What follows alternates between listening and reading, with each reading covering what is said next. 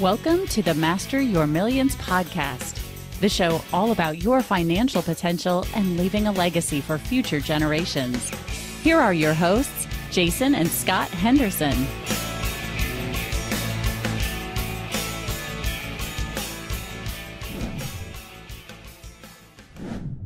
Hello, everyone. Welcome back to Master Your Millions. I'm your host, Scott Henderson, and my co-host is Dr. J.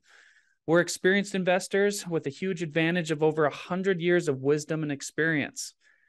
Dr. J, how are you doing? Hey, I am great. I am so excited for this episode today. Ever since we were introduced to our guest and found out about him, I have been so excited to have him on this podcast for the fact that most people think that, oh, this is not for me. I'm unable to do it. Well, here's living, breathing proof that it doesn't matter where you are, where your background is, you can make things happen.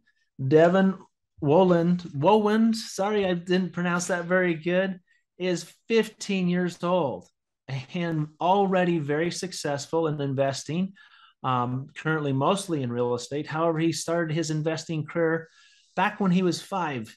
And then he got into real estate, I believe, at age 7. At age 11, he published his first book, believe it or not, that's entitled, If I Can Do It, So Can You. And then later, it's only been a few months, and he published the book, The Garage, with Mark Victor Hansen. And sounds like to me might have more books coming. So welcome, Deven. We're so happy to have you. Tell us, how did you start on your investing career? Well, first of all, thank you very much for having me on this podcast. It's a pleasure to be here. So, how did I get started? I have been going to investment meetings and learning alongside my parents for my entire life. They had actually brought me to their weekly breakfast with other investors in a baby carrier. So I have grown up around this, learning about it. I actually started investing when I was 5 years old. I had walked up to my dad and asked him, or actually I said, I'd like to start investing. What can I invest in? Or the 5-year-old equivalent of that. He told me to invest in what I know. And the thing about that I knew the most about at the time was Legos, the little building blocks. So I figured out a way to invest in that. I can talk a little bit more about that, but Please do. Yeah. Why? So you've invested in what you know, which is a good principle, and good job to your dad. Kudos to your dad. And to our listeners, that's one of the things we've taught you, that invest in what you know. So, okay, a 5-year-old knows Legos. How did you turn that into an investment? I had seen that Lego retires or stops making their sets after a while. And after that, the price roughly doubles. So I came up with the idea, probably after hearing the phrase buy low, sell high, that if I bought it for the low price and then sold it for the much higher price, then I could theoretically double my money. And so I had chosen to invest in the biggest set I had ever built, the Lego Death Star. The problem was, I like you already, Deven. I'm a Star Wars fan too. So good, keep going. I love it, man. No kidding. You're in great company here. We're good company here. We love Star Wars. Keep going. the main problem was I didn't have enough money to buy the set. I am 5 after all. And so I started working to get the money, but I didn't think I was going fast enough. So I decided to get a partner. I chose my brother. Not Was this an older brother or younger brother? Younger brother. Okay. I didn't choose him because he was the best partner I could choose. I chose him because it was comfortable and easy. This was my first mistake. This is just choosing him because it was comfortable and easy instead of actually providing something. That's what my dad calls a hand-holding partner. So we were slow getting the money, as you might expect, and Lego retired the set before we had all the money. We did purchase it before the price went all the way up, but that did cost us an extra $100 for the set, which was still quite a bit of money for us at the time. Then we decided, or then once the price went up, we decided it was time to sell. We looked at a couple different places to sell it. The first one was eBay, but they charge at the time, not sure what it is now, a 10% commission. And we didn't want to pay that. So we decided to go with the more, I think it was free option, Craigslist. This slowed us down yet again. And then Lego came out with a new Death Star set. I did not see that one coming. And so ours went back down to about what we had paid for it. The lessons, but I did learn a lot of great lessons from this. Some of these included, if you're going to partner with someone, make sure they provide something you need. Hire professionals. Very important to hire professionals. I learned that I needed to be creative and I needed to take action. All great lessons. So you learned your lesson. We may not have made much on this first investment. What happened next? How did where did you go the next steps as far as in your career and your path? Over the next couple years, I went to a lot more meetings and learned a lot more about business and investing. I had also invested in some gold and silver, precious metals, because I had learned about that and decided maybe this could be good. Worst case, it's it's something that could turn out well someday. But continued learning for the next couple years until I was 7, and I decided I was about ready to go buy some real estate. I told this to my dad, and he told me that first I need to read Rich Dad Poor Dad by Robert Kiyosaki. Great book that I recommend to everyone, by the way. And I also needed to go to the National Real Estate Convention. National Real Estate Summit, sorry. And so I went there, which has a whole bunch of fun stories in and of itself. But I learned, and then I decided to go buy a house. I found a deal that was worth $80,000 at the time, and they were trying to sell it for $50,000. I was actually a flipper whose loan was about to be called due, and so he wanted to sell even if he just made a small profit and then just be done. I made their life easy, fast, and didn't involve any of the realtors that could slow down or complicate things. And so I had this deal under contract and $30,000 of equity. And yeah, the only problem was I was only missing $50,000 out of the $50,000 to buy it. Well, I got a question now. The only problem, you're 7 years old at the time, and you're trying to buy a $50,000 home. I mean, just getting a loan in its own right is going to be difficult there. So what were some of the obstacles you had to overcome in purchasing this first property? The biggest and most difficult thing you just mentioned was getting a loan. As I found out later when I was writing my first book, banks don't want to lend to people that are under 18 years old. Went to 4 banks and learned that banks don't want to lend me money.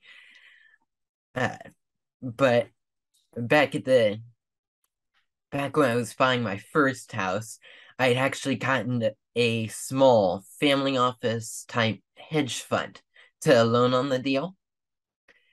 They did that because of how much equity there was in the house. There wasn't really a way they could lose money.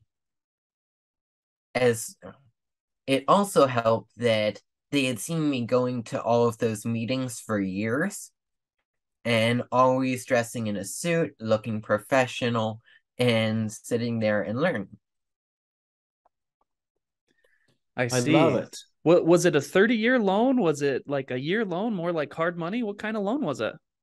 It was a 9-year loan, and I was 7 years old, so it'll be paid off. Should be next year when I'm 16, right in time to buy a car. I did not think of that one. That was my dad, but it was a great decision. Man, that's hilarious. You committed to a loan that was longer than your lifespan at the moment. Yeah. Then again, any shorter than my lifespan would be very difficult to pay back. Oh, I'm With the sure. amount So this property, you still own that? still own it to this day. And how's it working out? Its cash flows puts passive income into you, right? I Yep, take puts it. passive into my pocket now.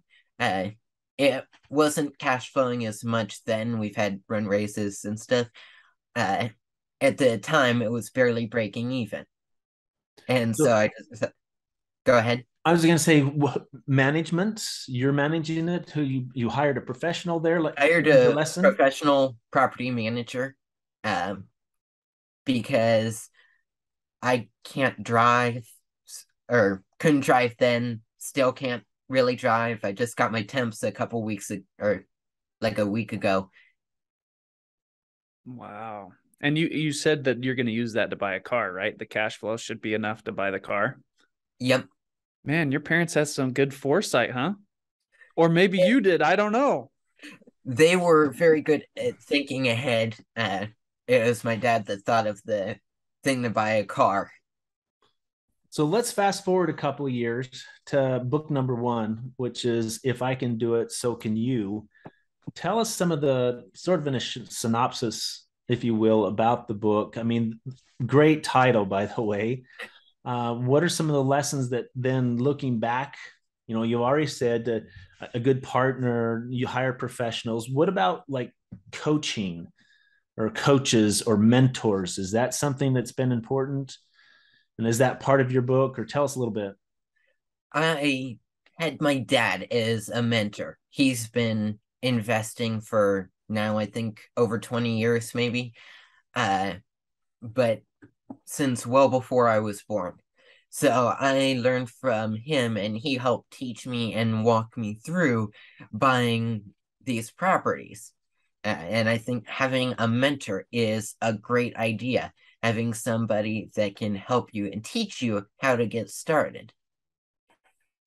Absolutely. That's what we have talked a lot about on this podcast and continue to talk about the necessity of having a team, a mentor, and then learning some lessons from other people. And this book obviously would teach some people, particularly younger people, or those that feel like they are inexperienced, that they can avoid some of the pitfalls. Very simple. Your simple example of the Legos was awesome.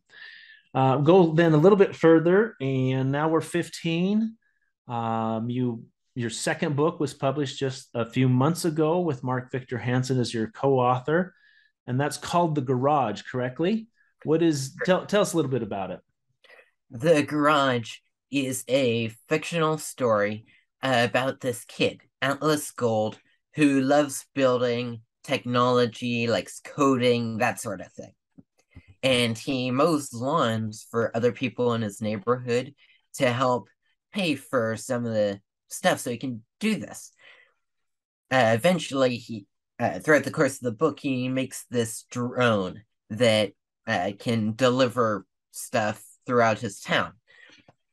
And he works with the local pharmacy so that they can deliver prescriptions to people who don't normally want to leave their homes. So he goes around, make sure everybody understands how it works, and that gets going well. Eventually, it catches the eyes of a bigger tech company who likes the work and might want to buy it. I'm not going to spoil the entire story of that, but Where can our listeners get these books? they are both on Amazon. Once again, my first book is called If I Can Do It, So Can You, How I Started Buying Real Estate When I Was 7 years old. And the second book, The Garage. Do you have some you can hold up so people can see? Sure. Love it. Awesome. Not very many people have on their resumes that they've published a book with Mark Victor Hansen. How did that come about? I had met him this January at a conference, Rebel Capitalists Live, run by George Gammon. I walked up to him, gave him a book. I had heard about how great or how cool he was, how he was the second best selling author in the world, second to God. And so, sure, I'd like to give this guy a book. Maybe he'll like it. Tell a couple people about it or something. So I give him this book and end up talking to him for a little bit. He thinks it's cool that I've done all this stuff at a young age. And really, a week later, when I'm at a different event, they said, or excuse me, a week later, when I was at a different event, I get a call from his partner saying, "We'd like to write a book with you." And to sum up my answer, yes. And so we wrote the book, published it, and now we're going to continue the story in future books. Love it. Absolutely love it. I mean, you've had more accomplishments now than people 4 or 5 times your age, to be quite frank. How many units are you up to right now? I currently own 46 units. Wow. That's impressive. So tell me, in like the next 3 to 5 years, where do you see yourself? What kind of direction has your life taken? What are you trying to accomplish? The next few years, I'm going to be probably continuing to buy real estate. I'm going to continue writing books in the same series as The Garage. Continue that going forward. I'll get my driver's license in another 6 months or so. That'll be kind of cool. So you're telling us to stay off the roads. Is that what you're saying? Not necessarily, but a student driver sticker is something I might want to order. All right. Awesome. Maybe go visit your properties once in a while.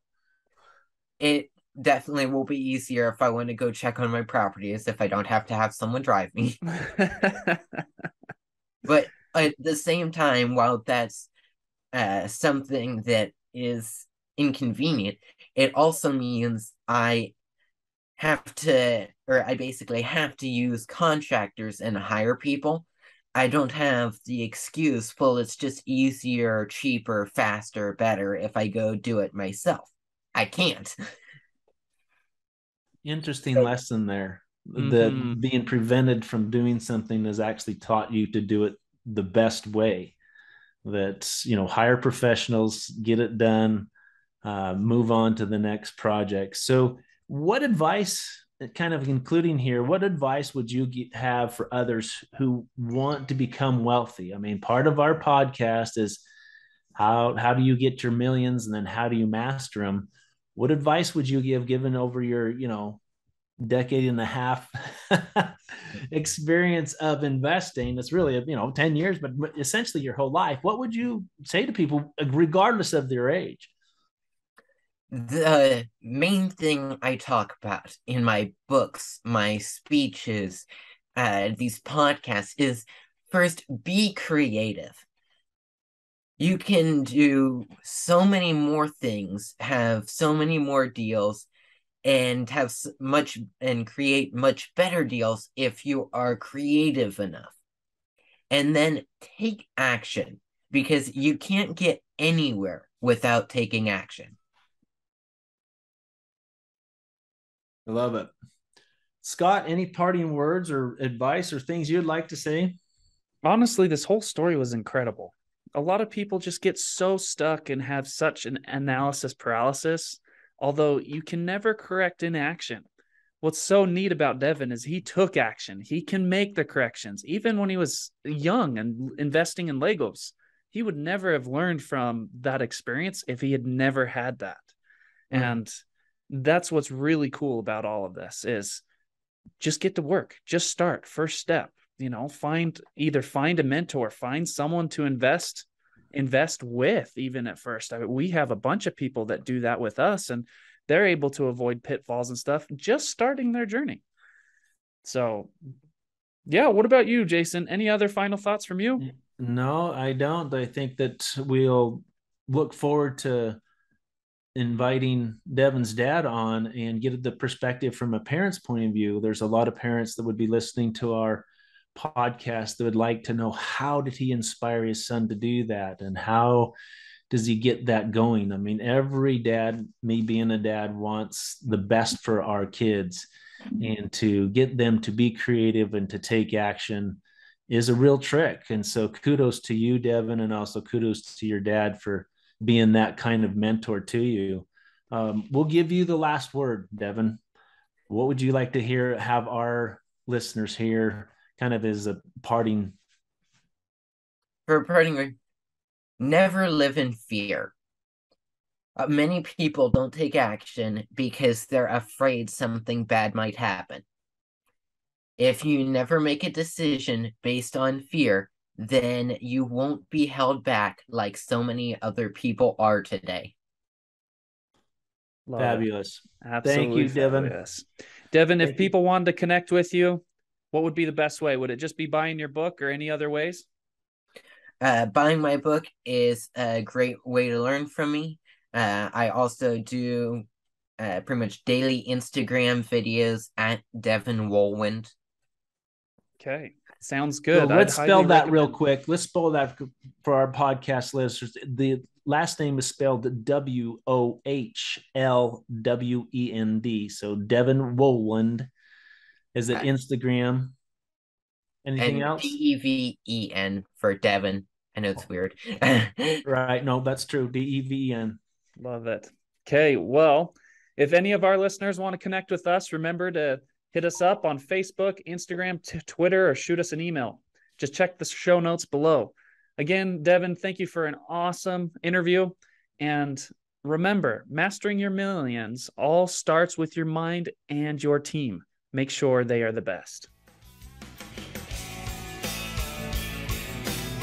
Thanks for listening to Master Your Millions with Jason and Scott Henderson.